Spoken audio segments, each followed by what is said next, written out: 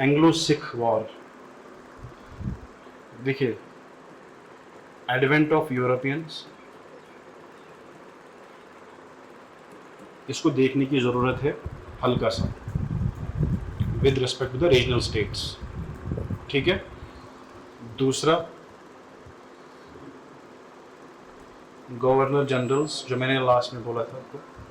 ठीक है, आवाज़ आ रही है आपको? एक सेकंड। ठीक है। तीसरा हमने देखा था स्लोगन्स, है ना, ये कम कम है, आधे आधे घंटा, ये थोड़ा सा एक क्लास में जा सकता है, ये आधा घंटा हो सकता है। और जो और एक चीज़ हमने थोड़ा सा ये किया था, दो तीन ही है वो, रेवोल्यूशनरी एक्टिविटीज़ आपने पढ़े हैं ये, बट उसमें दो चार और, दो चार पाँच और है, चार पाँच ही है। ठीक है। दूसरा, या तो ये, या तो सीधे क्या, जे.एंड.के की history. I am comfortable in both, but मुझे लगा एज पर मी, अगर हम दो क्लासेस इसको देंगे, क्योंकि दो ही क्लासेस लगेंगे, और इसको फिर 10 to 12 क्लासेस लगेंगे, और इसकी मैं गारंटी बिल्कुल दे दूंगा, जे.एंड.के हिस्ट्री में गारंटी में बिल्कुल दे दूंगा, क्योंकि इसके बाहर मैं क्वेश्चन आने नहीं दूंगा इंशाल्लाह। I am not flexing it, क्योंकि मैं ऑनेस्टली बोलूँगा, आई एम ऑल्सो प्रिपेयरिंग। मैंने बोला कि मैंने प्रिपेयर किया था, मैंने इसके लिए नोट्स बनाए थे, अपने नोट्स बनाए थे मैंने, और मैंने कम से कम जे.एंड.के हिस्ट्री के लिए 6-7 बुक्स पढ़े। कितने? 6-7 बुक्स मैंने वो कंपाइल किया हुआ है। तो बेग्रजिंगली, अनवांटेडली, तो मैं चाहता हूँ कि मैं आपसे वो क्या करूँ, शेयर करूँ, बिकॉज यू आर एटलीस्ट एक, बट मैं उस नज़र से नहीं देखता हूँ, because it is my job to inform you, to teach you with the best of my capacity. तो जो मैंने नोट्स किसी को नहीं दिए थे, और मैं वो आपके साथ क्या करूँगा, शेयर करूँगा इसके बाद। एंड मेक श्योर कि आप वो किसी के साथ शेयर ना करें। ओपनली मैं बोल रहा हूँ, क्योंकि I have really worked hard for this, and same is yours. ठीक है। अगर आप देखना भी चाहेंगे, ये मैंने जे.एंड के लिए नोट्स बनाए थे, हिस्ट्री के ही, ये पूरे, this is how we used to prepare. ठीक है।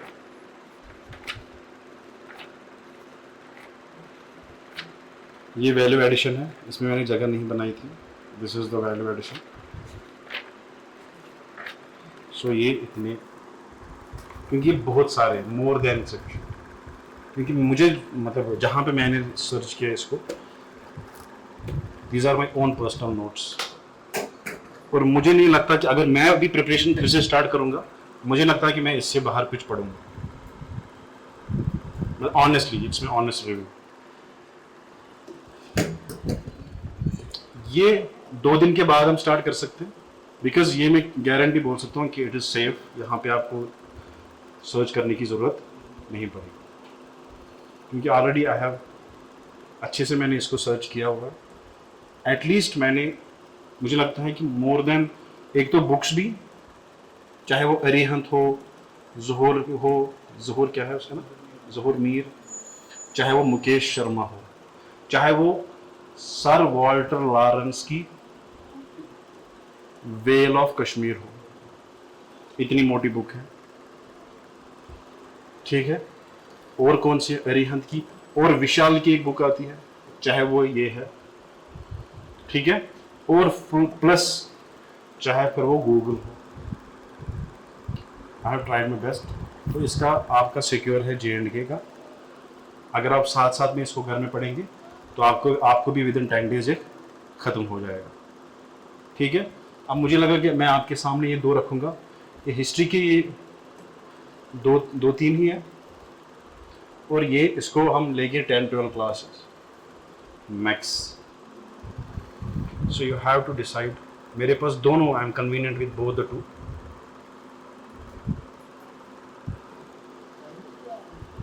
वो ठंड हुई थी क्या इसकी वजह से फैन चल रहा, बट 3 चेंज।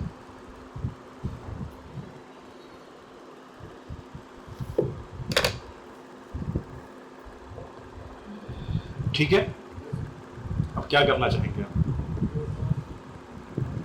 मुझे लगता है ये हम करेंगे, क्योंकि उनको मैंने परसों बोला था, हमने ख़त्म किया, बट मैंने एनालाइज किया कि हाँ, आई डोंट वांट टू, मैं नहीं चाहता कि आपको फिर से बुक खोलनी पड़े। अगर इन 2 क्लासेस के पैसे नहीं देंगे दिस आर, ये आपको मेरी तरफ से ईदी में लेना। ठीक है, ठीक है, लिखो। फिर पहले हम ये लिखेंगे रेवोल्यूशनरी एक्टिविटीज। वहां पे जहां पे हमने अर्ली रेवोल्यूशनरी एक्टिविटीज, वहां पे 1 पेज मिलेगा आपको। आप देखो अपने नोट्स में 1 पेज 1.5 पेज, जहां पे रेवोल्यूशनरी एक्टिविटीज हमने एक बार पढ़ी है आधी, वहां पे है जगह। यासिर को नहीं होगी कॉपी, साथ नहीं है। मैंने तो लिखा था सवेरे, उसमें डाला था, है ना? किसने देखा? किसने नहीं देखा? मैंने सवेरे टेलीग्राम में डाला था कि please bring your, very good, please bring your notebook with you. कोई बात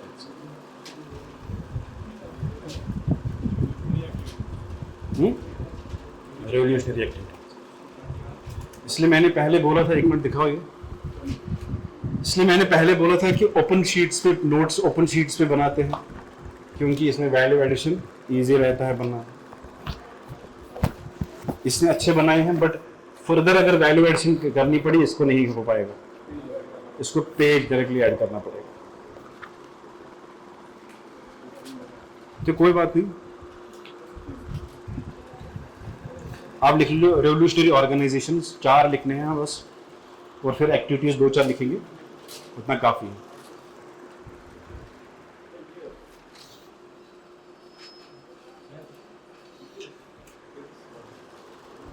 और आपको पता है ऑनेस्टली, ये नोट्स में किसी के साथ शेयर नहीं करता, मतलब मैं नहीं चाहता था कि मैं शेयर करूं जब तक मैं एग्जाम क्वालिफाई नहीं करूंगा, और मुझे नहीं पता था कि मैं उससे पहले ही यहाँ पे पढ़ाने आऊंगा। आई स्वेयर मोर प्रोटेक्टेड अगर मैंने किसी चीज को किया है, इसको किया है। बट नॉलेज आपके पास हो, मेरे पास हो, आप कामयाब हो जाए तो उसमें शुक्र है वो भी। रेवोल्यूशनरी ऑर्गेनाइजेशंस, हेडिंग डाल दीजिए आप।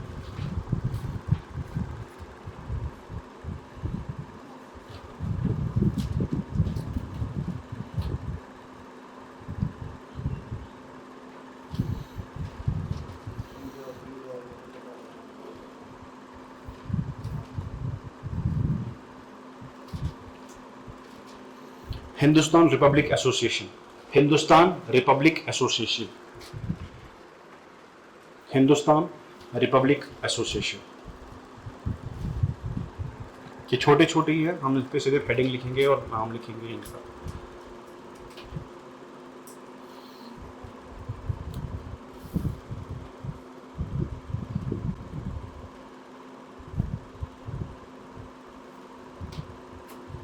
Hindustan Republic Association. It was formed in October 1924. It was formed in October 1924 under the leadership of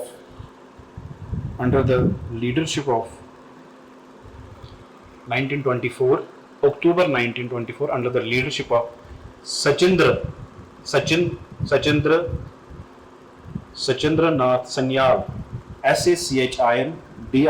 Sachendra NATH Nath, SANYAL, Sanyal. Other members were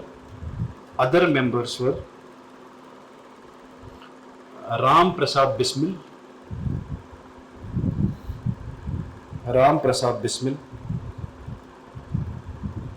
Chandrasekhar Azad,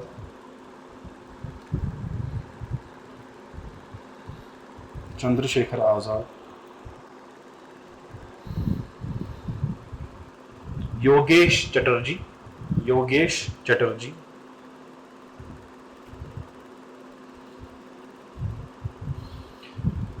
Rajendra Lahiri, Rajendra Lahiri, LAHIRI,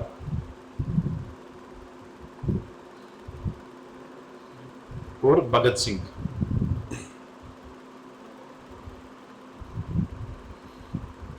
next organisation,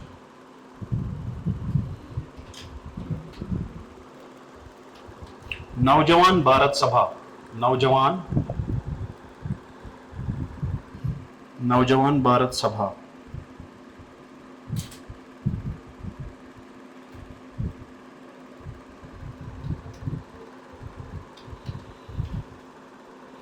it was formed in 1926. It was formed in 1926 by Bhagat Singh.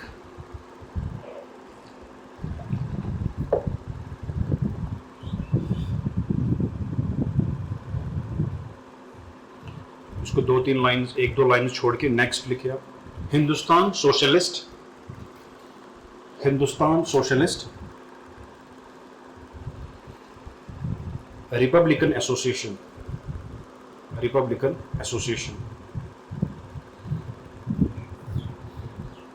It was established in 1928. Established in 1928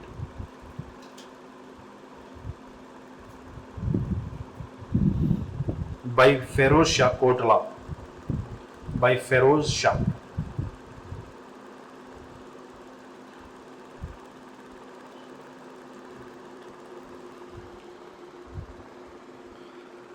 इसका और एक नाम लिखिए। Next, under the leadership of, इसी के साथ इसका और एक लीडर था। It was established under the leadership Feroz Shah Kotla ground. अच्छा, ये जो फेरोज शाह कोटला ग्राउंड है ये, but under the leadership of Chandrashekhar Azad, under the leadership of Chandrashekhar Azad.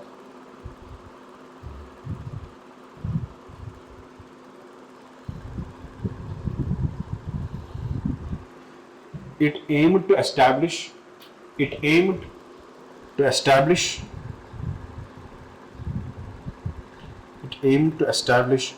the socialist republican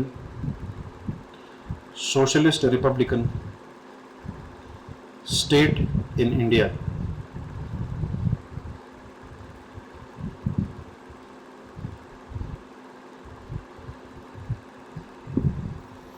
Republic क्या होता है? डेमोक्रेसी क्या होती है? Democracy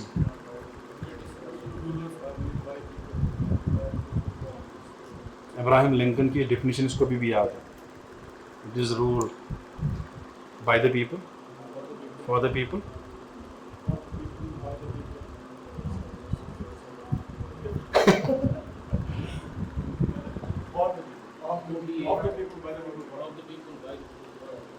yes. अब रिपब्लिक क्या होता है?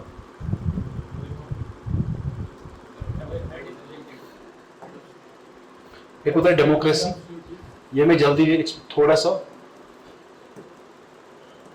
What is difference between the rule by the people, cracy means rule, demo means people, demography, democracy, है ना। अब ये क्या है? Head of the state is not monarch but elected head, and not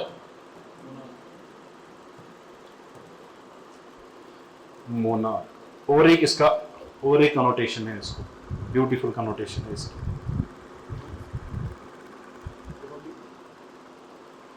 It is the role of majority.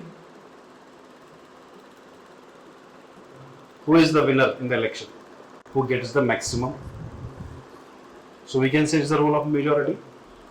अगर ये इतना total population है, अब ये 50% यहाँ पे है, अब यहाँ पे 60% फॉर एग्जांपल ये इनने गवर्नमेंट बनाई, what will happen to the next 40%?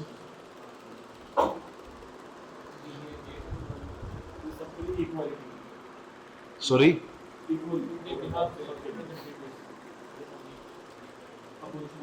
What will happen to them? I'm not telling the methods.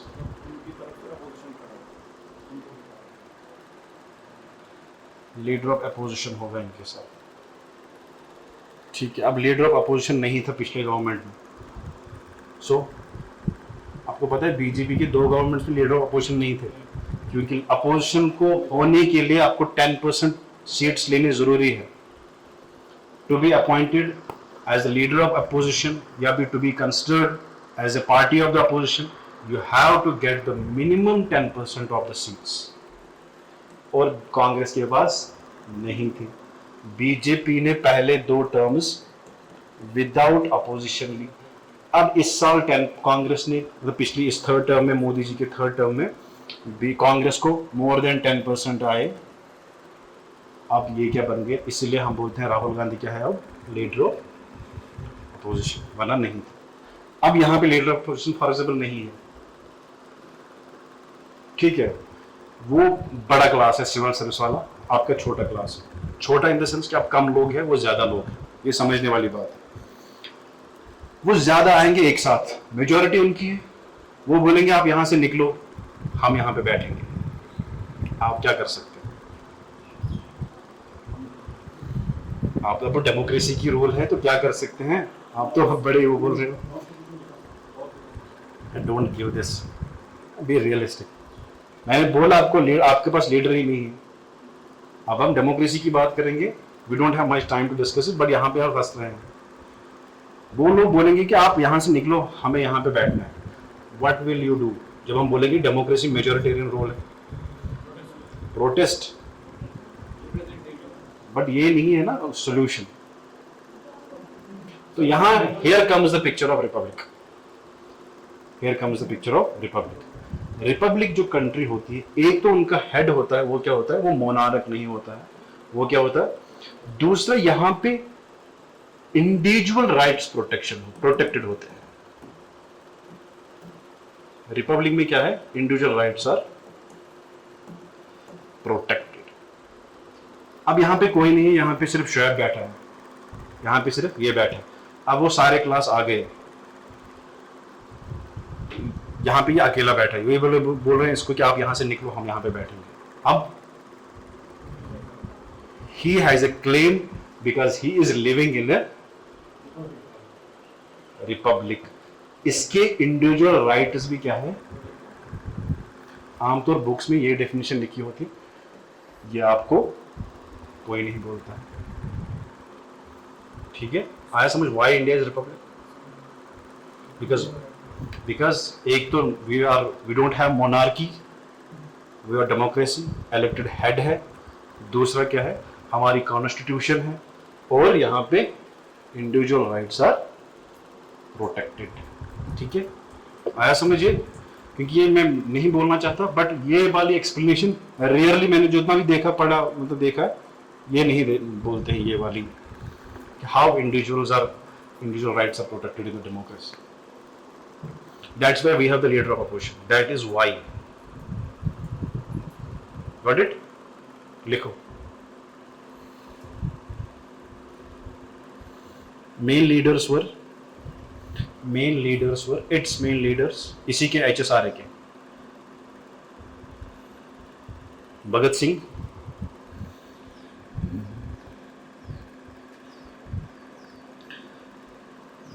Bhagwati चरण Vohra, Shiv Verma, Sukhdev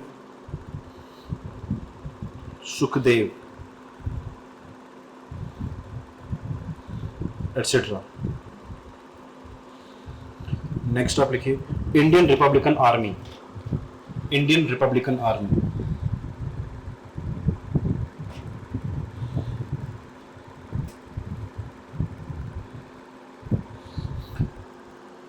year 1930,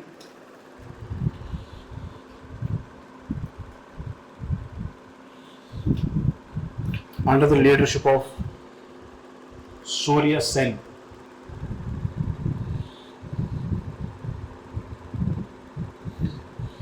Surya Sen in Bengal?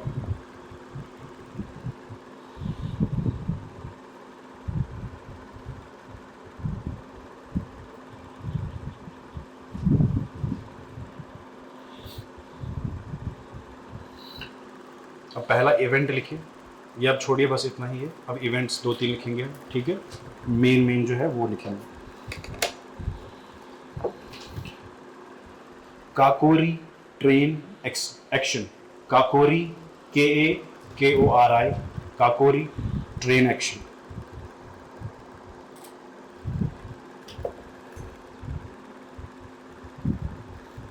Kakori एक प्लेस है, ये लखनऊ के नजदीक है, ठीक है। ब्रैकेट में आप लिख सकते हैं लखनऊ।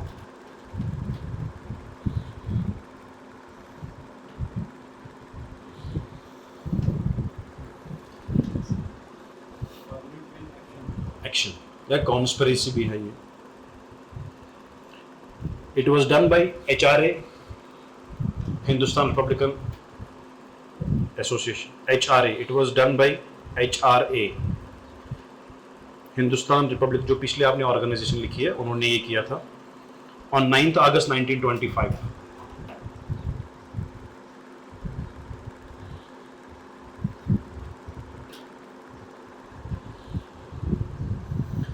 They looted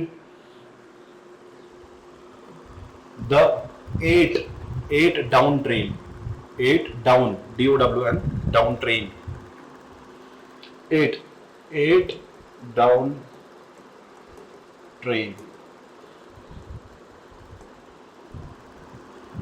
ठीक है।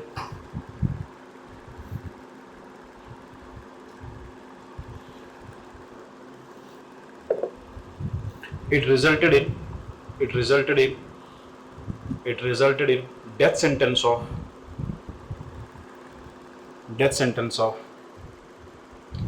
राम प्रसाद बिस्मिल,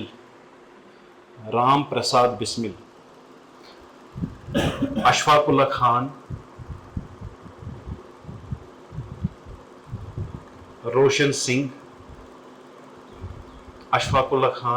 रोशन सिंह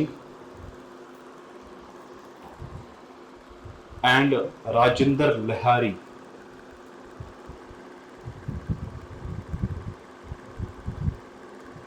अब उसमें और एक बंदा था, वो था चंद्रशेखर आजाद, भी यहां से क्या भाग गया था। फिर उसको 6 साल के बाद वो मारते हैं एल्फ्रेड पार्क में। एक वीडियो सर्कुलेट हो रहा है आज इसमें, ये उस पे फेसबुक या इस पे सोशल मीडिया पे, क्योंकि हाउ उस पर फिर मूवी बनी। चंद्रशेखर आजाद भी इसमें थे, इस लूट में, बट वो भागे। 6 साल तक वो भागते रहे। फिर उसको एल्फ्रेड पार्क में ट्री के पीछे उसने खुद को गोली मार दी। सिंगल बुलेट रही थी उसकी फिर लास्ट में, और फिर वो स्ट्राइक खुद को मारा, ठीक है। इसमें डेथ सेंटेंस इनको दिया था, so it's important.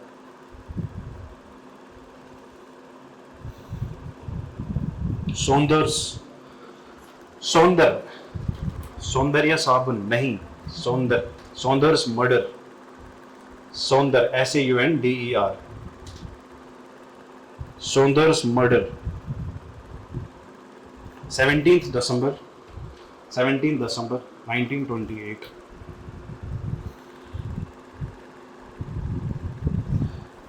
It was a first act of HSRA.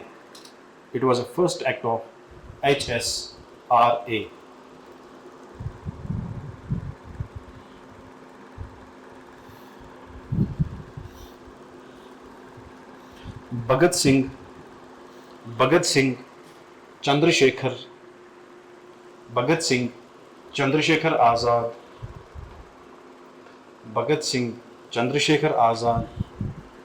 and Rajguru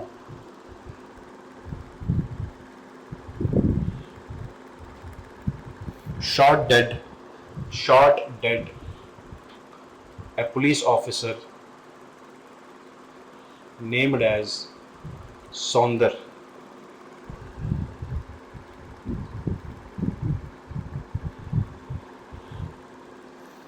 Because Saundar was the main accused, because Saundar was a main accused in the killing of Lala Lajpat Rai.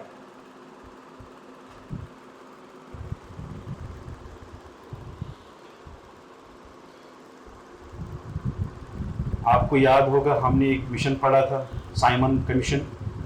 Simon commission में हमने launch किया था anti Simon commission, anti Simon movement, है ना। Anti Simon movement में जब हम यहाँ से प्रोटेस्ट कर रहे थे, साइमन गो बैक, उस टाइम पे एक ऑफिशियल था, उसका नाम था सौंदर। उसने ऑर्डर दिया कि आप इन लोगों पे क्या करो, लाठी चार्ज करो। ठीक है, किसमें? Simon commission, anti Simon agitation में एक ऑफिसर था वहां पे, उसने ऑर्डर दिया कि क्या करो, आप लोगों पे लाठी चार्ज करो। और उसमें एक जो ब्लो आ गया उस बैटन से, वो लाला लाजपत राय के सीने पे लग गया और दैट प्रूव्ड फेटल। और कुछ ही टाइम के बाद उसकी हालत खराब हो गई लाला लाजपत राय की, और वो फिर उसके बाद ही कुछ देर बाद, कुछ टाइम के बाद ही वो उनकी डेथ हुई थी।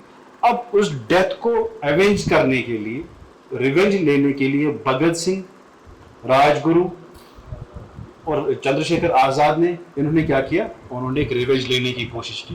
उन्होंने रिवेंज क्या लिया, इसी को, इस ऑफिसर को क्या मारेंगे।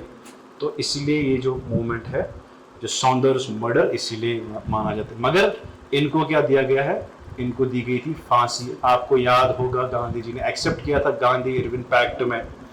ठीक है सर, आप पॉलिटिकल प्रिजनर्स को छोड़ दीजिए, याद आया कुछ? गांधी इरविन पैक्ट, ठीक है सर, आप पॉलिटिकल प्रिजनर्स को छोड़ दीजिए, मैं आपके साथ आरटीसी सेकंड ज्वाइन करूंगा। आया कुछ याद, है ना, वो आपने पढ़ा है, मैं आऊंगा। अब ब्रिटिशर्स ने बोला कि ठीक है सर, हम प्रिजनर्स को छोड़ेंगे, हम 3 को नहीं छोड़ेंगे। किसको? भगत सिंह को, राजगुरु को और सुखदेव को। हम इनको क्या देंगे, फांसी देंगे। ठीक है, तो इसको क्या मिली, फांसी। फिर इस गांधी इरविन पैक्ट को किसने एंडोर्स किया था, किस सेशन में?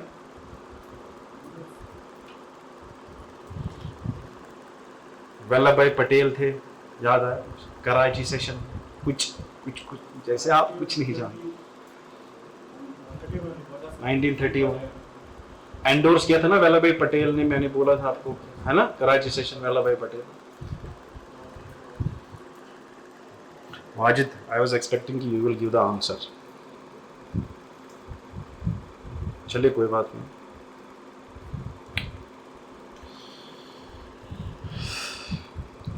नेक्स्ट आप लिखिए। आया आपको समझ, why Saunders was killed? To avenge the death of the Lala Lajpat Rai.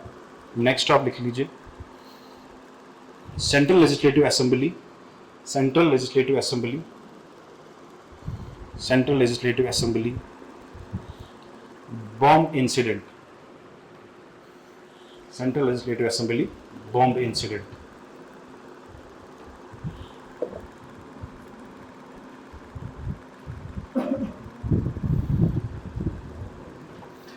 Bhagat Singh and Bhagat Singh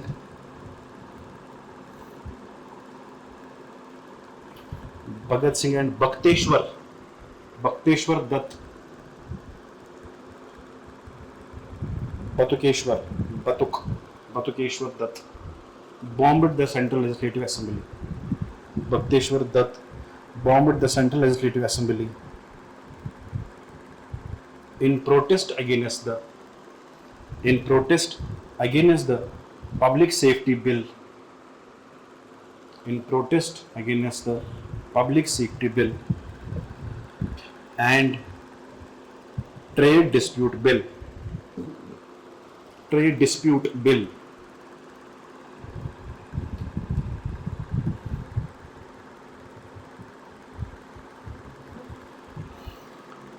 Trade Dispute Bill.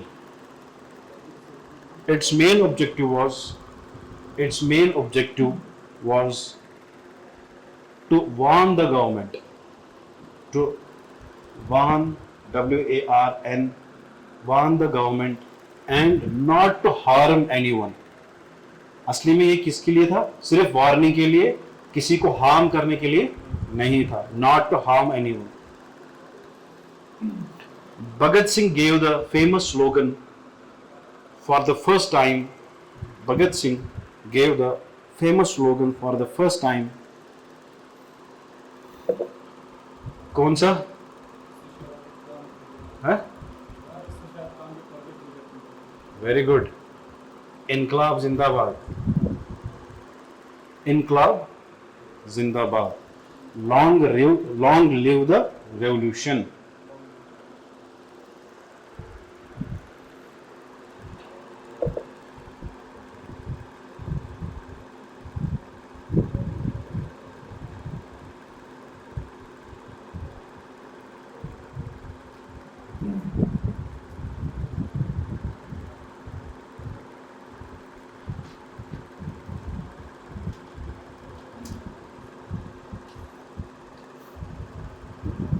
Lahore conspiracy, नहीं उसको आपने ये डेट लिखा, इसको डेट लिखा आपने, इसको आप डेट लिखो 8 अप्रैल, 8 अप्रैल 1929, 8 अप्रैल 1929।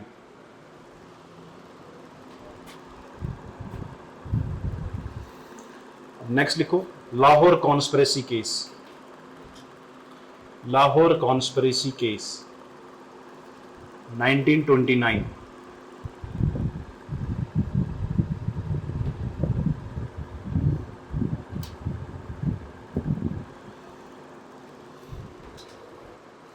Trial of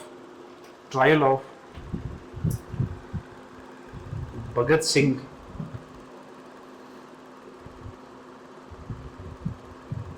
Batukeshwar Dutt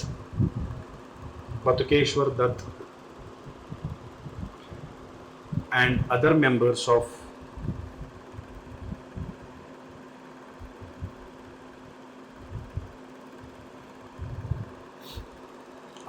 of HSRA, Hindustan socialist republic association, HSRA, जो ऊपर हमने लिखा, ठीक है। आपको नहीं लग रहा भगत सिंह अब सरदर्द बन रहा था ब्रिटिश गवर्नमेंट के लिए? आपने देखा पिछले सारे इवेंट्स में कौन है? भगत सिंह। इसीलिए गांधी जी हार गए कि इसके लिए नेगोशिएट करना, इसको एब्सॉल्व करना ब्रिटिशर्स से। सो जब he was involved in maximum of the revolutionary activities, so ये सरदर्द बन गया था गवर्नमेंट के लिए। तो government try to then they aim to eliminate. जब भी गवर्नमेंट के लिए कोई ये सरदर्द बन जाएगा, either they will ban it और दे विल एलिमिनेट इट, जैसे कि cockroach party. Got it? When it resulted that it may cause revolt or any disturbance, public chaos, they banned and they removed their Twitter handle. ठीक है? और जब भी government के खिलाफ कोई बात करेगा तो he has to face the similar fate. He has to face the wrath of the government. Similarly, Bhagat Singh and his party faced. Cockroach party को बैन किया गया है। अब इसका पर्सपेक्टिव और एक देखने का पर्सपेक्टिव यह है कि was it intentionally created by the government to eclipse the NEET paper leakage? Hypothesis है, मैं इसमें इन्वॉल्व नहीं हूँ। It could be, इसलिए मैंने बोला आपको there are 3 sides of the story. One is my side, one is your side, and another is truth.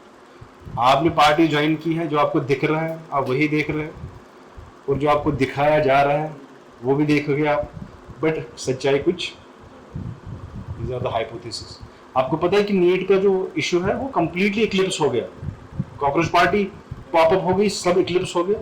May be it was a platform created intentionally to for the vent of the anger of the NEET students and their parents. Cockroach party उठी, सारे उधर गए, ban कर दिया सब ठप।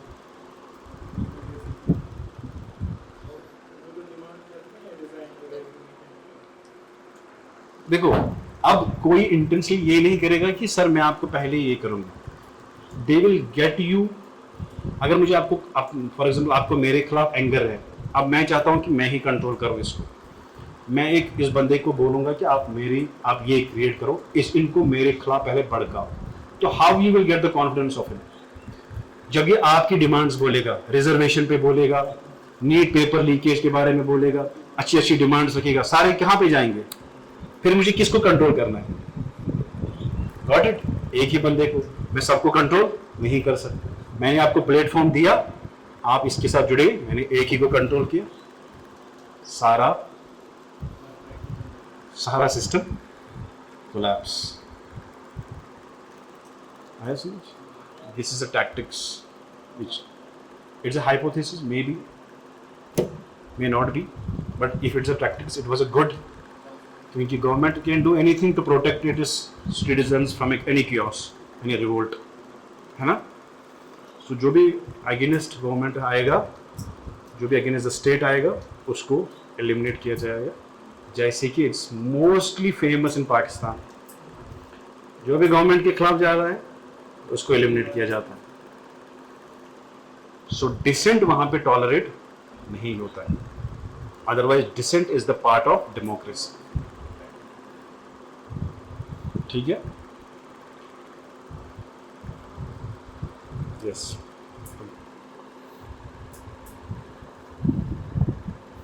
After this, इसी में लिखो, एक लाइन लिखो, after this on March 23rd, after this on March 23rd,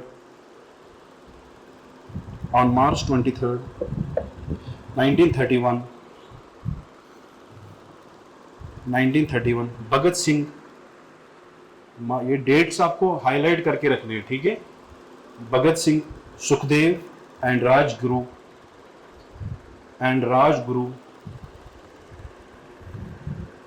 were hanged, and approximately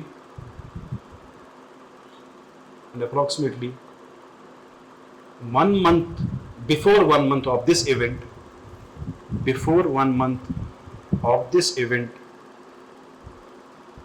on the day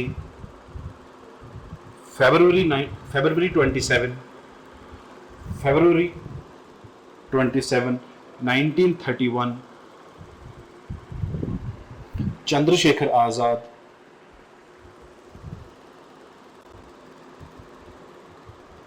died in Alford Park, Allahabad.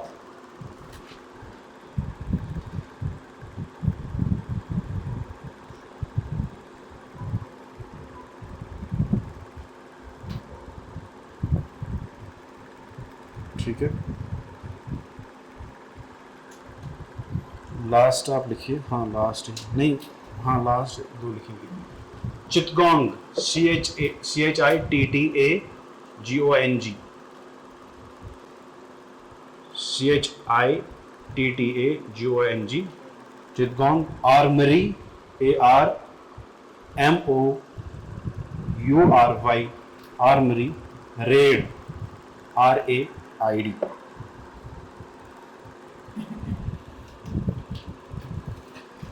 It was conducted in 18th April 1930.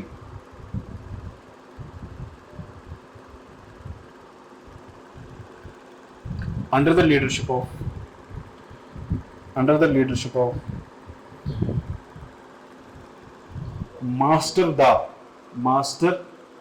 Da, DA, Master Da Surya Sen,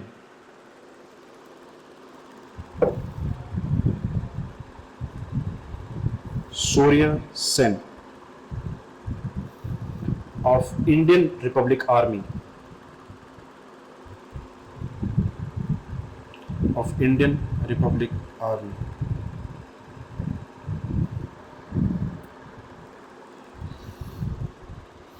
and subsequently he was hanged.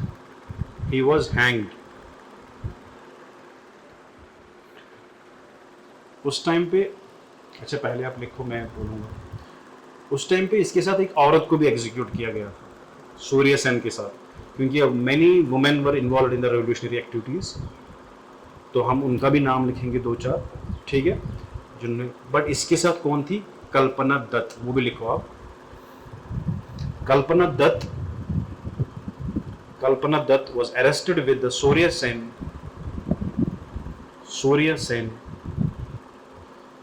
She was sentenced to life imprisonment. कल्पना दत्त जो है सूर्य सेन के साथ पकड़ी गई, and she was sentenced to life imprisonment in 1935.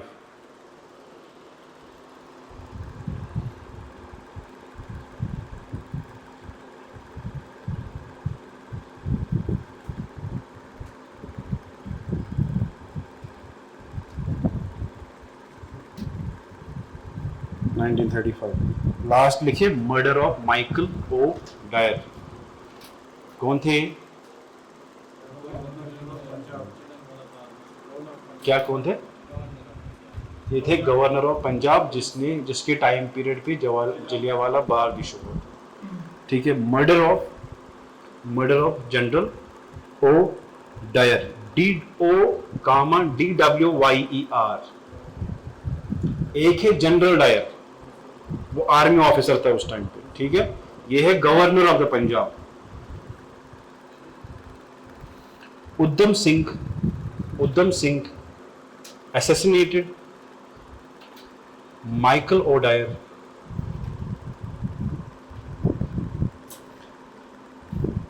at Caxton Hall, CAXTON.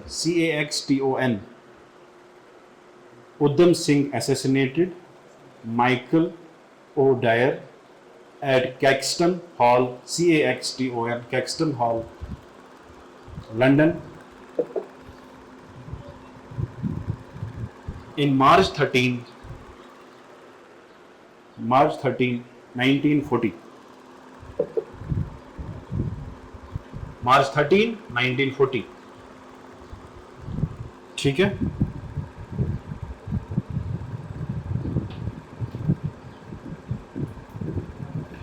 अब women in revolutionary activities. Last एक तो हमने लिखी, हेडिंग लिखो women in revolutionary activities. So आज़ादी सिर्फ मर्दों की ये नहीं थी, women played an critical role in international movement. पहले आप लिखो कल्पना दत्त, ये हमने पढ़ा, कल्पना दत्त पहला नाम।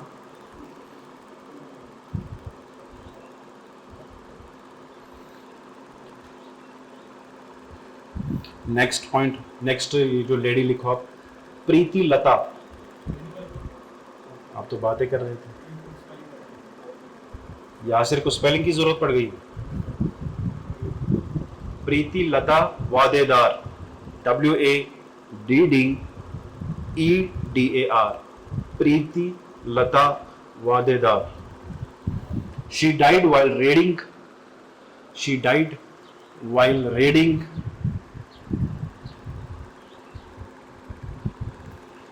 Chittagong Railway Institute। Chittagong railway, CHITTAGONG ऊपर लिखा हमने, चिttagong रेलवे इंस्टीट्यूट। अब देखा कितनी बहादुर है, रेड में थी, पूरे इंस्टीट्यूट को रेड लगाई इन्होंने, but she was killed during this moment. Next lady Bina Das.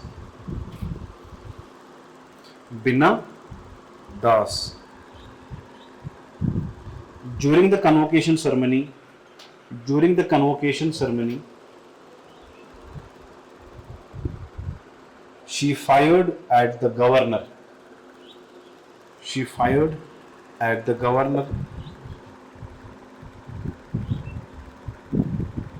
In 1932। ये गवर्नर ऑफ बंगाल थे जब ये कन्वोकेशन दे रहे थे। ठीक है, तो ये जो बीना दास थी, इसने पिस्टल रखा था। जब ये कन्वोकेशन लेने गई तो पॉइंट ब्लैंक से इसने क्या किया, शूट किया गवर्नर ऑफ बंगाल को 1932 में। अब लास्ट लिखिए आप,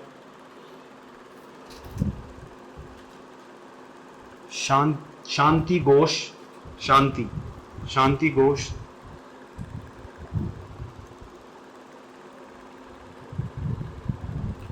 and Suniti Chowdhury.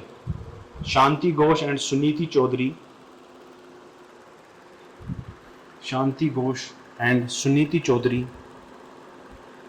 assassinated the district magistrate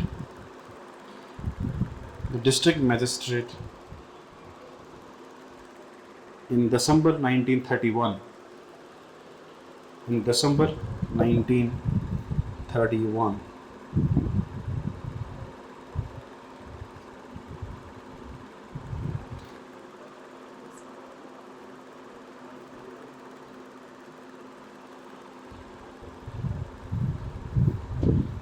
Got it?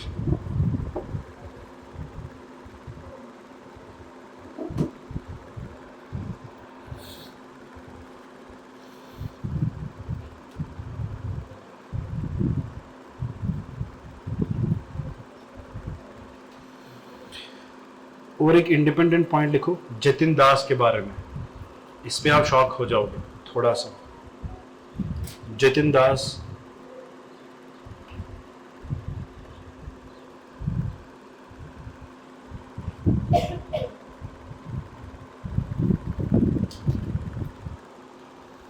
became the first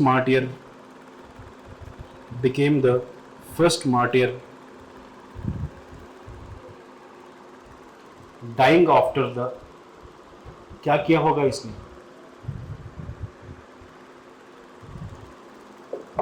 Dying after the क्या किया होगा? Any guesses? जतिन दास एक बंदा था, वहाँ पे रेवोल्यूशनरीज के अगेंस्ट जब भी केसेस चलते थे, जैसे लाहौर कॉन्स्पिरेसी ट्रायल चल रही थी या बाकी ट्रायल चल रही थी रेवोल्यूशनरी, तो एक बंदा था जतिन दास ने, इसने बोला कि एक्शंस नहीं होने चाहिए इतने हार्श। जतिन दास फिर ये मर गए। आपको कैसे लग रहा है कि ये कैसे मरे होंगे?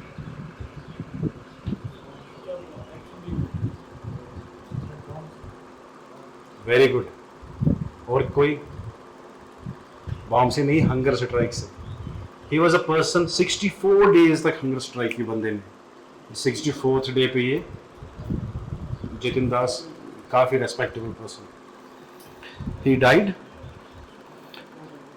dying after 64 days of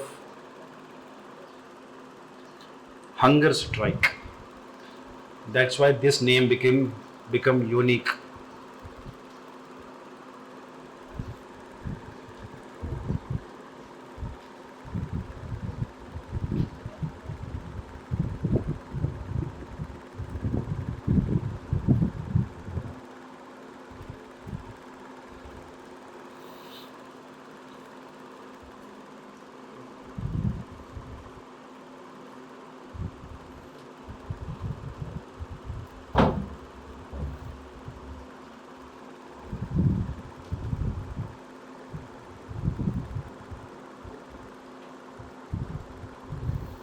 Bhagat Singh का एक, भगत सिंह लिखो हेडिंग, छोटी सी एक line.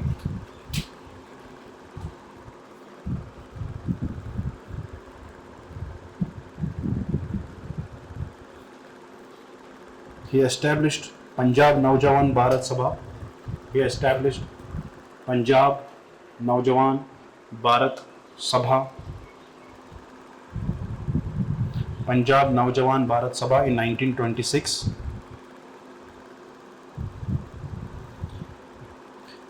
In which he promoted secularism, and religious tolerance.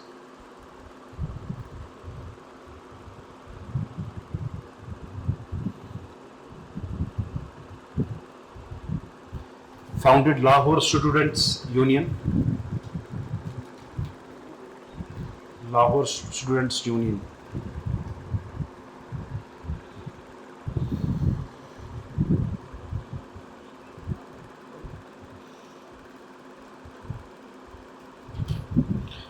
He rejected religion and superstition.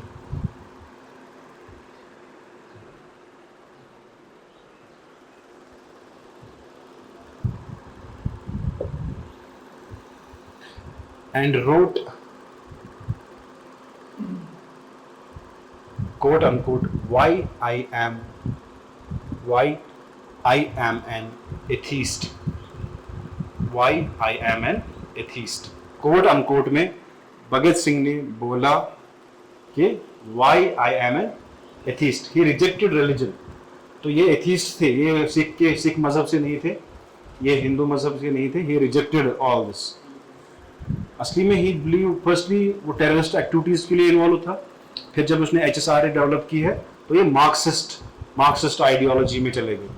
Marxist जो है कार्ल मार्क्स है ना, सोशलिस्ट्स एटीट्यूड में वो आए।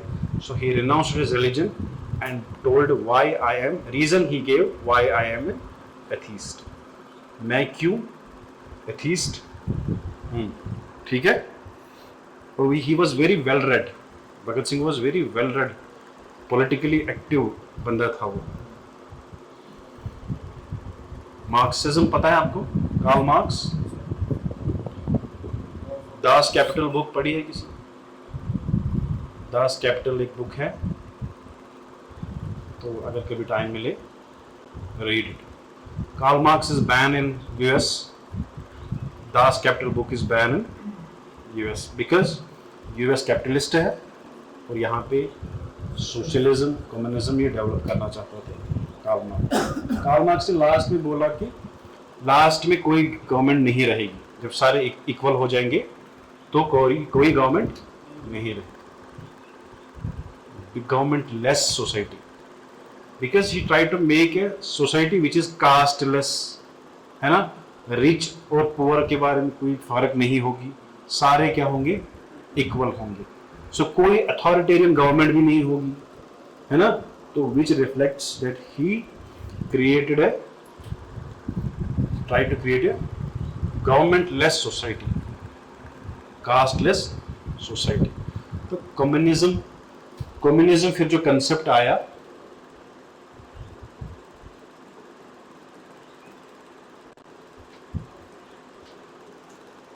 उसने बोला कि आप क्या अडॉप्ट करो, कम्युनिज्म। सोशलिज्म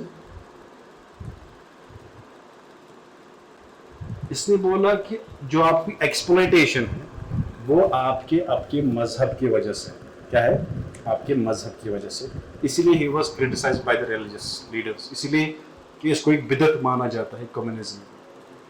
असली में इसका ही वाज सपोर्टिंग दिस, असली में he was supporting the equality. देखो why he is being criticised and misunderstood. इसने बोला जो सोसाइटी है वो है कास्ट बेस्ड, है ना, इनइक्वालिटी है सोसाइटी में, ये रिच है, हायर क्लास है और ये लोअर क्लास है। जो ये है socialism, it is against the exploitation, ये गरीब को एक्सप्लॉइट नहीं होने देती। तो ये क्या बोलता है, कार्ल मार्क्स बोलता है कि ये हायर क्लास वाला आपको हमेशा क्या करता है, एक्सप्लॉइट करता है, किसको, लोअर क्लास को। अब लोअर क्लास क्या करता है, ये लाता है रिलीजन को बीच में, ये इसमें किस्मत से थी, इसमें किस्मत हुई थी, तो ये अल्लाह ताला में थमती, ये भगवान ने मुझे रखा है तो मुझे ये सफर होना है। क्यों? क्योंकि मजहब में लिखा है कि तकदीर चशी तकदीर जो है, ये तकदीर से कर रिलीजियस चीज से कर, ये अगेंस्ट दिवन गसनी के, आप इस एक्सप्लॉयटेशन को एक्सेप्ट करते हो। आपको आ रहा है समझ, या मैं छोड़ू इसको? आपको इसके अगेंस्ट से कौन रोकता है, होने से कौन रोकता है, कौन सी चीज आपको रोकती है कि आप इसको अपोज करें? कौन? क्योंकि आप रिलीजियसली एक्सेप्ट करते हो कि नहीं, अब यहां पे नहीं, मेरा रब इसको क्या देगा, सजा देगा। ठीक है, रिलीजियस प्रोटेक्ट्स यू। ये बोल रहा है कि रिलीजियस जो है ये it's opium for the people. Religious एक ऐसा नशा है कि आपको मस्ती में रखता है कि बाकी इनसे बोझना मुश्किल, आपको क्या होगा, ये आपको अपने ही जो आप you accept the position you have, that will not allow you to go against the higher class. तो दैट रिफ्लेक्ट्स कि ये कंटिन्यू एक्सप्लॉयटेशन में आता है।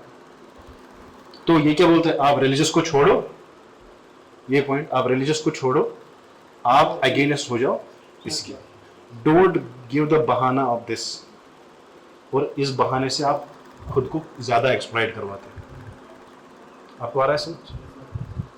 अगर आया समझ तो ठीक, अगर नहीं आया तो कोई बात नहीं है। इट वाज एक्स्ट्रा, अगर आपको चाहिए था तो ठीक है, नहीं चाहिए तो इट्स ओके।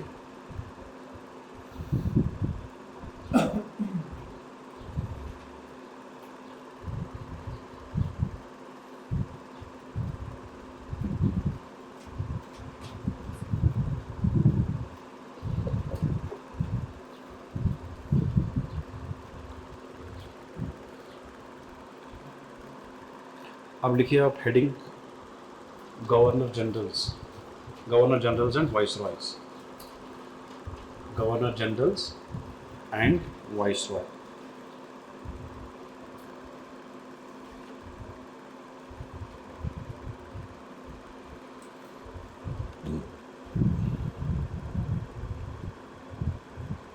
आज कितने बजे की क्लास है? 12:30 तक। आज तो 1.5 घंटा था।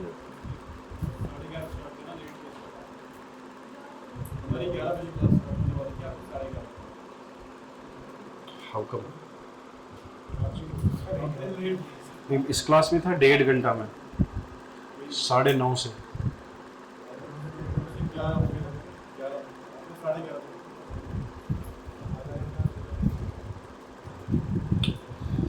गलत हो रहा है ना? तो मुझे अपने भी काम है। ठीक है, लिखो बंगाल्स गवर्नर्स। ये 4 ही है, छोटी हेडिंग ही लिखेंगे बस। उनमें से एक ही इम्पोर्टेंट है, नहीं 2 इम्पोर्टेंट है बस। पहला लिखिए रॉबर्ट क्लाइव। पहला रॉबर्ट क्लाइव, ये बंगाल के। Robert Clive. इसके नीचे आप लिखो first point, treaty of battle of Plassey इसी के टाइम पे हुआ था, CLIVE। Battle of Plassey, date 1757।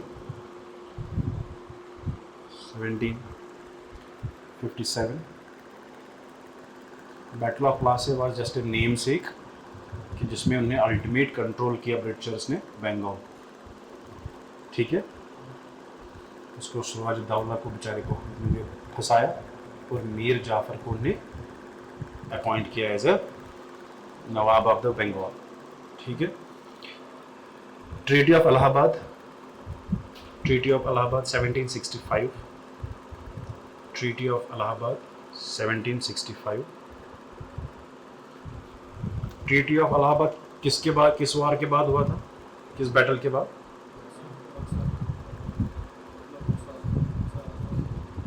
किस बैटल के बाद ट्रीटी ऑफ इलाहाबाद साइन की थी? वांडी वॉश 1759 में। Battle of Buxar 1764।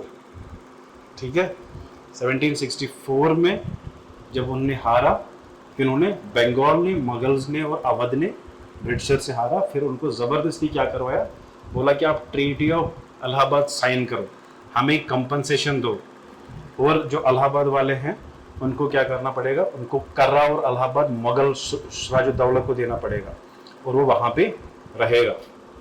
Treaty of Allahabad. छोड़े इसको, लिखिए आप, he is called as father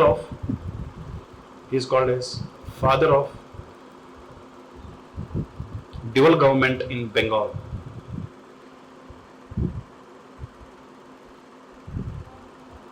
dual government,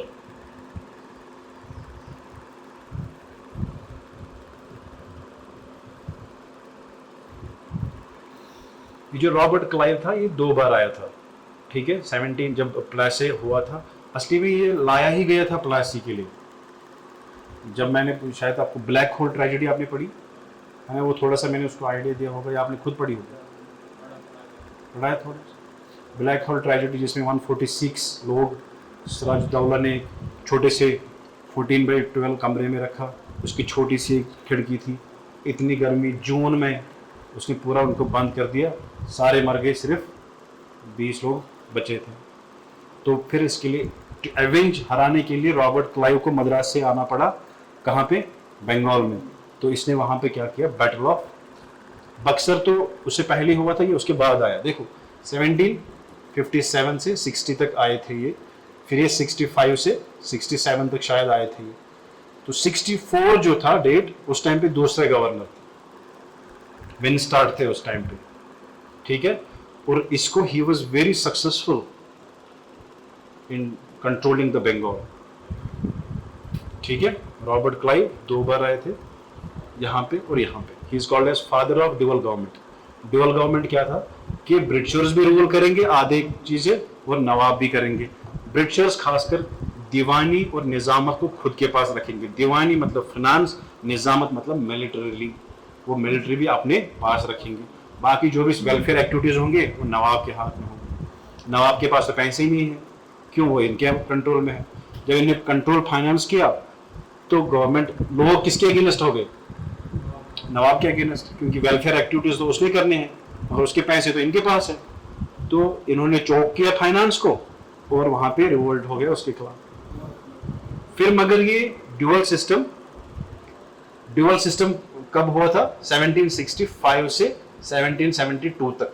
फिर यहाँ पे ये खत्म हुआ था, ड्यूअल गवर्नमेंट को खत्म किया गया था, क्योंकि इससे ज्यादा हार्शनेस हुई कहाँ पे, बंगाल में, क्योंकि मिजरीज बढ़ गई। तो फिर गवर्नमेंट ने क्या बोला, नहीं ये गलत है, अब क्या करेंगे हम, रेगुलेटिंग एक्ट 1773, 1772 तक क्या था, ड्यूअल गवर्नमेंट।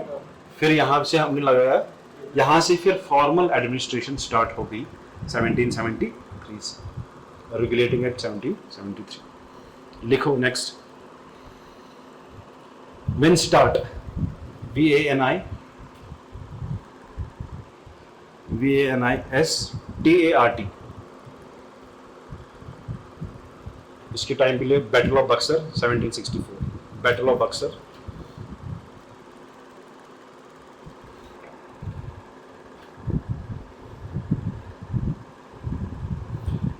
फिर और भी 2-3 आए थे, आप उनको छोड़ेंगे।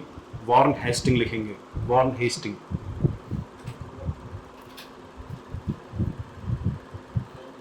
Warren Hasting, last governor of Bengal, end of dual system.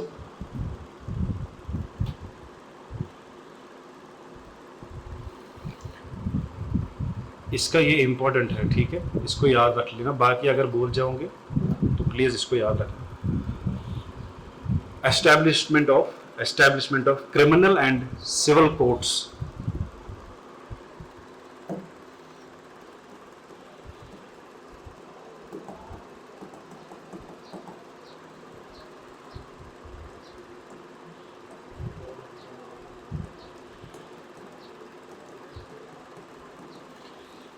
देखो ये किसने अडॉप्ट किया था, रॉबर्ट क्लाइव ने। एबॉलिश किसने किया, वॉरेन हेस्टिंग। और इस रेगुलेटिंग एक्ट में जो था, देखो, governor of Bengal will be the governor general of Bengal, ठीक है।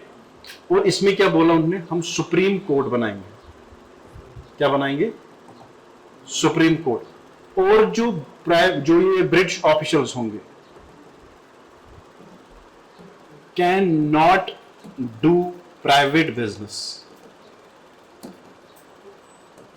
आया समझ, जो हमने क्रिमिनल एंड सिविल कोर्ट्स बनाए थे, तो इसने तो बनाए थे फिर वॉरेन हेस्टिंग ने, बट इसको फॉर्मलाइज किस एक्ट में किया गया था, सुप्रीम कोर्ट बनाया गया था इस टाइम पे। Got it. Governor of Bengal became the governor general of Bengal. तो ये लास्ट गवर्नर भी खुद थे और फर्स्ट गवर्नर जनरल भी खुद थे। आ रहा है समझ। He was the first Governor General of Bengal. Yeah, he became the first Governor General of Bengal.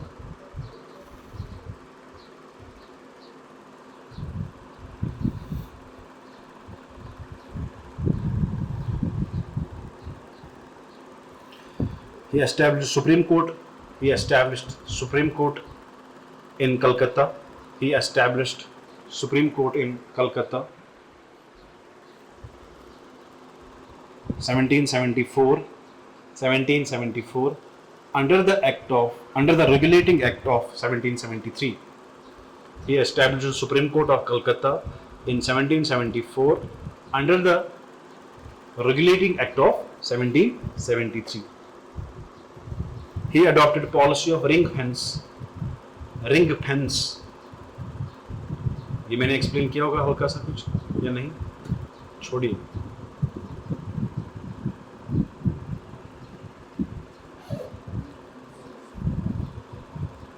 He started revenue farming. Revenue farming, revenue farming bracket में आप बड़ा सा लिखना इसको, इजारादारी सिस्टम, रेवेन्यू फार्मिंग ब्रैकेट में IJARADARI,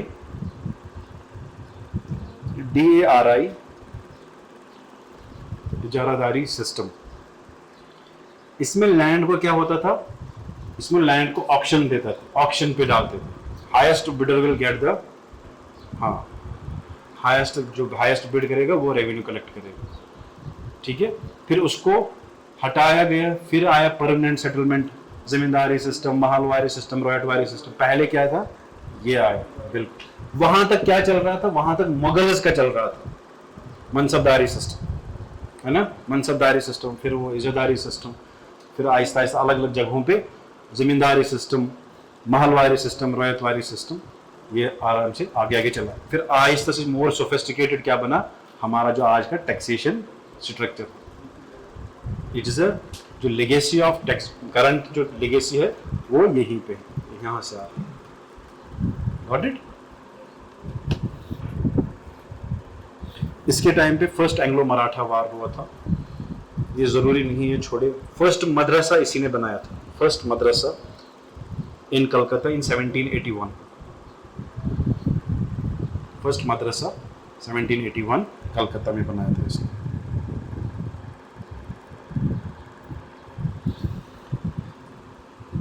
नेक्स्ट आप लिखिए, आप छोटा छोटा ही लिखेंगे, ये भी इंपॉर्टेंट, ये बंदा भी इंपॉर्टेंट है क्योंकि आपको इसके पॉइंट से भी पता चलेगा। Lord Cornwallis,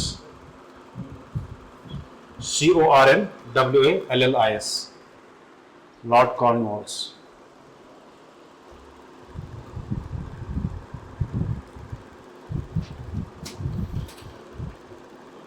He is called as father of civil service. He is called as father of civil service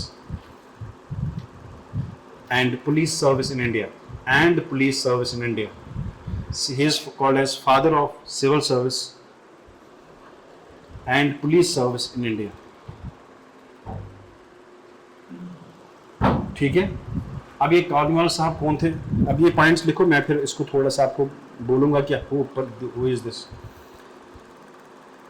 He formed the Cornwallis Code, Cornwallis Code, COD,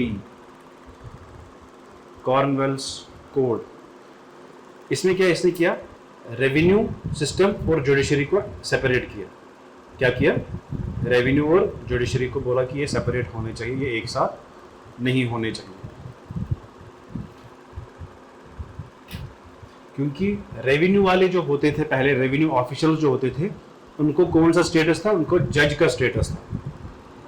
revenue को क्या था स्टेटस, एज ए जज, क्योंकि they have to give the judgements. इसलिए जब आप नायब तहसीलदार के ऑफिस में जाते हैं, जब आप तहसीलदार के ऑफिस में जाते हैं, उनको एक डेक बना होता है, उसको एक वो रेलिंग लगी होती है। अब why, because sometimes they act as a जज, magistrate, that's why they are called the executive magistrate. Magistrate इसीलिए है क्योंकि they act as a, they have the trial power, they can trial a person, they can order the police to do an action. इसलिए नायब तहसीलदार जो होता है वो क्या होता है, executive magistrate, first class executive magistrate. और जो तहसीलदार होता है उसको भी एग्जीक्यूटिव मैजिस्ट्रेट फर्स्ट क्लास होता है। और जो डीसी होता है वो डिस्ट्रिक्ट मैजिस्ट्रेट होता है, वो भी एग्जीक्यूटिव मैजिस्ट्रेट होता है। और जो जजेस होते हैं वो होते हैं जुडिशियल मैजिस्ट्रेट्स। Got it. तो पहले जो जुडिशियल पावर्स थे वो थे जज के पास, वो थे रेवेन्यू वाले के पास, वो थे जो डीसी होता है उसके पास होते थे। ठीक है। आपके इलाके में कौन होता है, डीसी, ये मैंने आपको पढ़ाया कभी,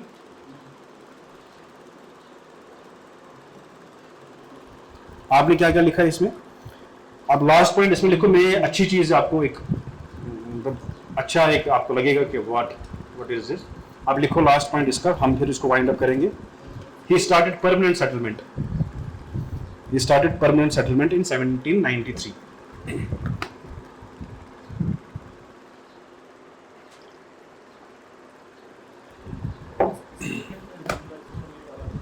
जीसी जो लॉर्ड कॉर्नवालिस थे, इसने हारा था, ये हार के अभी आया था कहां से, अमेरिकन रिवॉल्यूशन से, ठीक है। अमेरिकन रिवॉल्यूशन में यही ऑफिसर वहां पे था ब्रिटिशर्स से। जब अमेरिकन इंडिपेंडेंस हो गया तो इसको कहां पे भेजा गया, फिर इंडिया भेजा गया, तो ये यहां पे आ गया। अब देखो जो मैं अभी बोल रहा हूं, ये डीसी होता है, इसको कभी बोलते हैं डिस्ट्रिक्ट मैजिस्ट्रेट भी, इसको बोलते हैं डिप्टी कमिश्नर भी।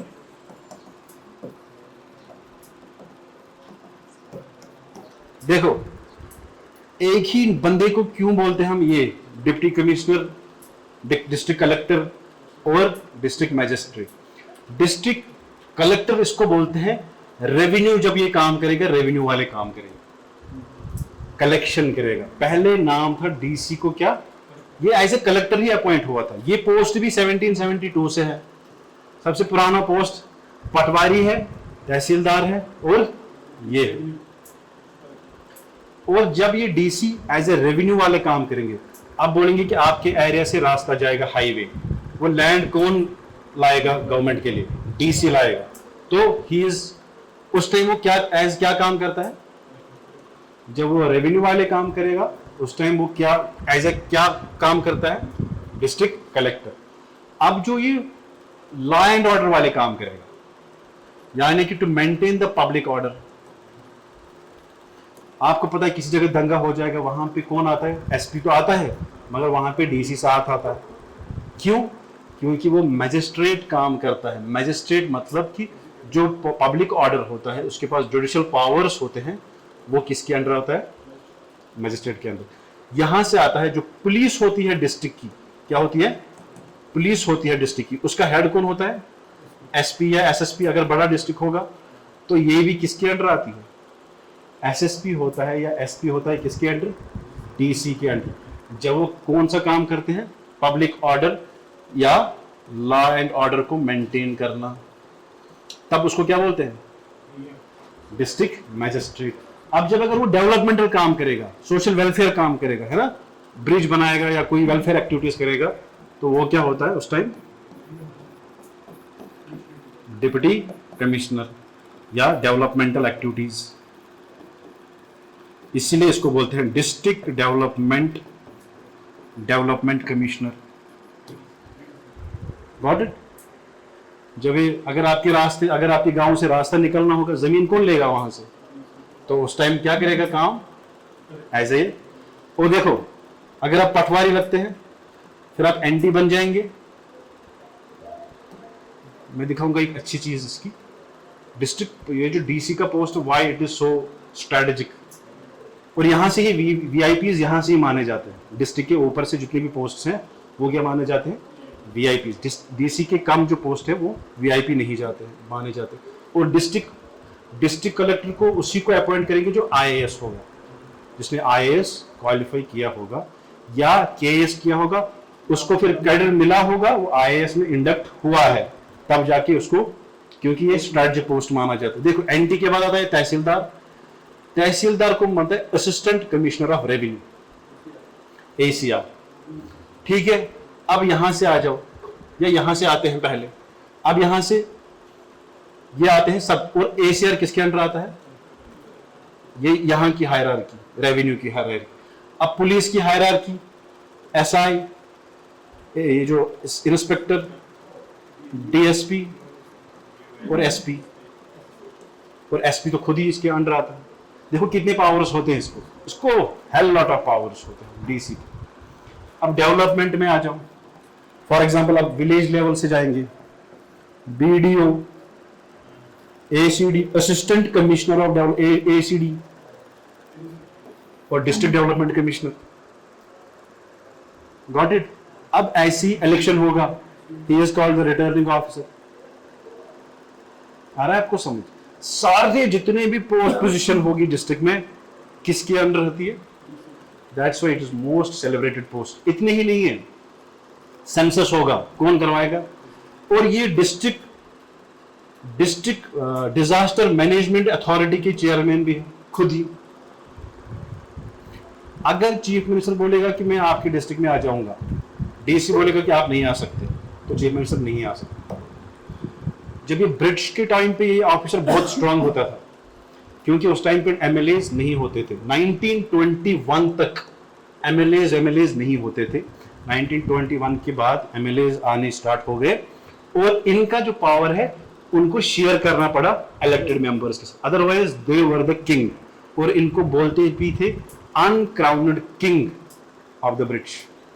क्या बोलते थे उनको? अनक्राउन्ड किंग बोलते थे, इतने पावरफुल थे। फिर बदकिस्मती से मैंने बोला जब 1919 में मोंटेगो चेम्सफोर्ड रिफॉर्म आ गया, उसमें क्या उनको पावर डिवाइड करना पड़ा, उनको फिर क्या मतलब इनके साथ शेयर करना पड़ा एमएलए के। अदरवाइज इसके पास हर कोई पावर है। इवन के आधे लिखते हैं अपनी बुक्स में कि इसके बगैर चिड़िया भी डिस्ट्रिक्ट में नहीं आ सकती, और अगर चिड़िया आएगी इसको पता होनी चाहिए कि मेरे डिस्ट्रिक्ट में एक चिड़िया क्या है, extra. So powerful is, don't under estimate his power. और देखो अब ये डिस्ट्रिक्ट मजिस्ट्रेट वाले पावर, जो पीएसए होता है, पीएसए कौन देता है? वो पुलिस नहीं देती है, वो जुडिशरी नहीं देती है, वो देता है एग्जीक्यूटिव मजिस्ट्रेट, वो देता है डीसी। कौन देता है? पब्लिक सेफ्टी एक्ट कौन देता है? डीसी। ये जुडिशियल मजिस्ट्रेट नहीं देता, ये देता है एग्जीक्यूटिव मजिस्ट्रेट। अर्लियर ये जुडिशियल, अभी जो जज होते थे, ये जो जज के पावर से ये भी इसी के पास होते थे। फिर हमने पढ़ा article 50, separation of judiciary and executive, क्योंकि ये खुद ही जज भी थे, खुद ही राजा भी थे, खुद ही महाराजा थे। अगर कभी ये गलत करेगा भी, ये खुद ही सुनवाई करेगा, बट वो except it's against the principle of natural justice. तो आर्टिकल 50 इसीलिए बनाया गया। ठीक है, अब देखो डिस्ट्रिक्ट मजिस्ट्रेट जब ये काम करता है एज ए डिस्ट्रिक्ट मजिस्ट्रेट, दो चीजें होती है इसकी डिस्ट्रिक्ट मजिस्ट्रेट फंक्शंस में से। एक तो ये ट्रायल्स दे सकता है, जैसे कि फॉर एग्जांपल पीएसए, इसको क्या मेंटेन करना होता है? Public order. क्या होता है? और दूसरा एक इश्यू होता है यहां से, वो उसको बोलते हैं लॉ एंड ऑर्डर। क्या होता है? ये लॉ एंड ऑर्डर किसको मेंटेन करना होता है? ये एसपी को मेंटेन करना होता है। किसको करना होता है? पब्लिक ऑर्डर किसको करना होता है? मेंटेन एसपी को। और पब्लिक, ये जो लॉ एंड ऑर्डर एसपी के अंडर है, पब्लिक ऑर्डर किसके अंडर होता है? District magistrate. पब्लिक ऑर्डर क्या होता है कि इसको अलो करना है कि आपको डिस्ट्रिक्ट में कियोस नहीं होने देना है। अगर कॉकरोच पार्टी कल मार्केट में आएगी तो वहां पे किसको वो कंट्रोल करना है? वहां पे, अब वहां पे सिचुएशन ऐसी हो गई कि वहां पे कियोस हो गया। अब यहां पे सिचुएशन बन गई लॉ एंड ऑर्डर की, यानी कि लॉ इज बीइंग डिफाइड। लॉ क्या हो गया? अब किसके अंडर आएगा ये? एसपी के under. He has to make sure कि order is maintained, status quo is maintained. अशास जो दरम्यान एहसास पावर है, कौन आएगा? डीसी आएगा, क्योंकि वो लॉ एंड ऑर्डर सिचुएशन नहीं है, वो पब्लिक ऑर्डर सिचुएशन है। आ रहा है समझ? इत्मीनान दहलील करनी चाहिए उनको चाहिए ये।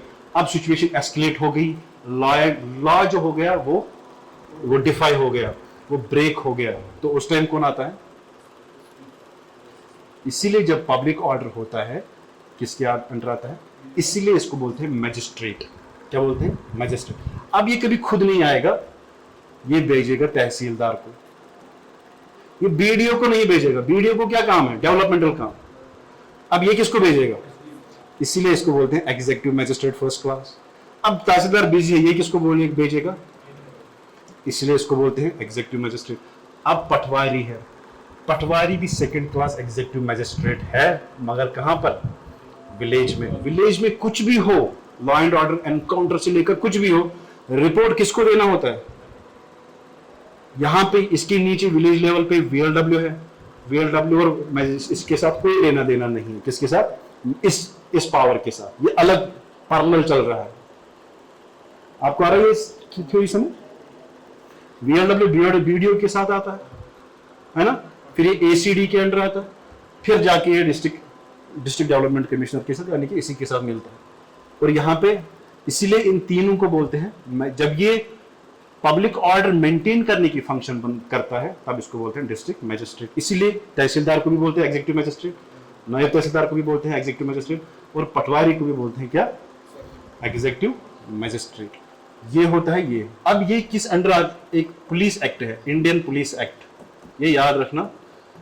पुलिस एक्ट सेक्शन 4 के under the district of the police is under the district magistrate. Indian police act में यही लिखा है, जो डिस्ट्रिक्ट का पुलिस होगा वो किसके अंडर होगा, डीसी के अंडर।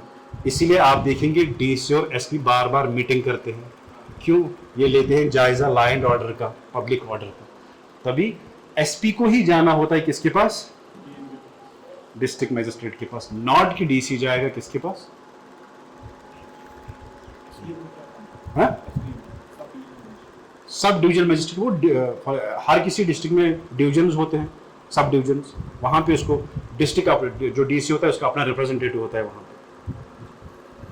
फॉर एग्जांपल आधे डिस्ट्रिक्ट में, जैसे हमारा शोपियान है, वहां पे 2 डिवीजन है, एक मेन शोपियान है, वहां पे एक ही डिवीजन है, एक जैनपुरा जो कुलगाम के साइड, पता नहीं आप में से कोई जानता होगा या नहीं जानता होगा, शायद किफायत जानता होगा, जैनपुरा एक डिवीजन है, वहां पे एक सब डिवीजन है, एसडीएम है, सब डिस्ट्रिक्ट मजिस्ट्रेट, यानी कि वो भी इसी के अंडर आएगा।